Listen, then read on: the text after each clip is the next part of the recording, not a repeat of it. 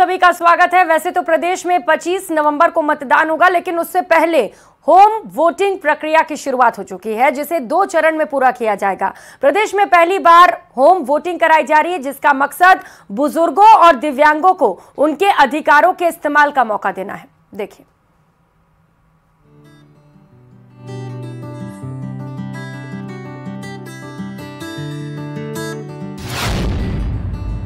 पहली बार home voting का नवाचार,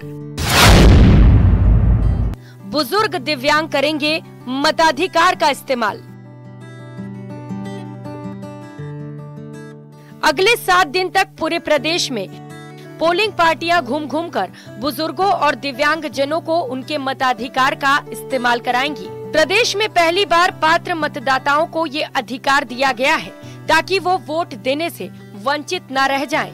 2 चरण में पूरी होने वाली इस प्रक्रिया की शुरुआत हो चुकी है, जो 21 नवंबर तक पूरी की जाएगी। पहला चरण 14 नवंबर से 20 नवंबर तक चलेगा, जबकि दूसरा चरण 20 नवंबर से 21 नवंबर तक पूरा कराया जाएगा। प्रदेश में विकल्प के तौर पर 62,927 पात्र मतदाताओं ने आवेदन किया है। पिछले 30 साल से उन्होंने वोटिंग नहीं करी है। उनके बेटे ने बताया कि वो उनका जब से जन्म हुआ तब से उन्होंने देखा नहीं कभी इन्होंने वोट दिया। किसी भी तरह का वोट उन्होंने, चाहे विधानसभा का हो, चाहे लोकसभा का हो, चाहे लोकल बॉडीज का हो, किसी में भी वोट नहीं दिया।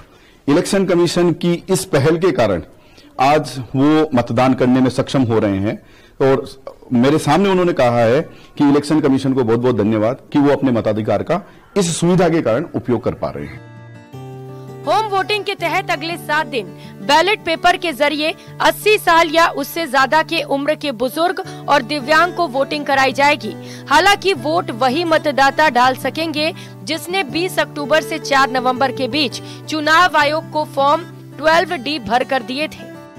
होम वोटिंग का इस्तेमाल पूरे राजस्थान में किया जा रहा है। करीब 62,000 मतदाता इस खास नवाचार का इस्तेमाल कर रहे हैं, जिसमें वो बुजुर्ग जो 80 साल से ज्यादा की उम्र के हैं और वो दिव्यांग जो 40% से ज्यादा हैंडीकैप हैं, वो अपने घर से ही वोटिंग कर रहे हैं। और एक तरह से राजस्थान में विधानसभा चुनाव 2023 का मतदान का पहला चरण बैलेट के जरिए होम वोटिंग से शुरू हो गया। ठीक लगा भाई। तो क्या कहेंगे निर्वाचन आयोग को जिसने ये शुरुआत की कि भाई आपका शुक्रिया है भैया आपका। जो लोग वोट नहीं दे पा रहे थे वो अब दे पाएंगे। जिन लोगों को पूछ ही नहीं रहा था कि भाई हर आदमी की हिस्सेदारी होगी कि भाई आपका भी देश है। हाँ। तो आपका भी वोट है। अपना भी देश ही है, तो अपना भी वोट है। वोट अपना भी है। तो आपने दिया जिम्मेदारी से, मजा आया। टीम का कैसा लगा बर्ताव? ठीक लगा भाई। अच्छे लगे? बच्चों की तरह बातचीत की आपसे? नहीं, अच्छे लगे। मुख्य निर्वाचन अधिकारी के मुताबिक होम वोटिंग के लिए प्रदेश में 80 से ज्यादा उम्र के तकरीबन 51,033 और 11,894 दिव्यांग मतदाताओं ने आवेदन किया है। होम वोटिंग के लिए सबसे ज्यादा 1,401 वोटर्स बायतू विधानसभा से हैं।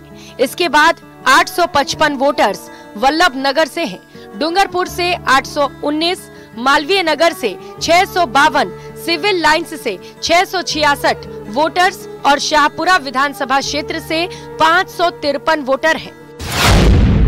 वहीं प्रदेश में सबसे कम करौली विधानसभा क्षेत्र से 15 वोटर, इसके बाद पिपलदा से 65, हिंडोली से 81 और तिजारा से 109 वोटर हैं, जिन्होंने होम वोटिंग के लिए अप्लाई किया है।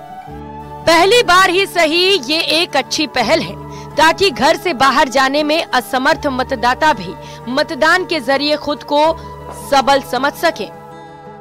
Bureau report, news 18 Rajasthan. और यहाँ वक्त चला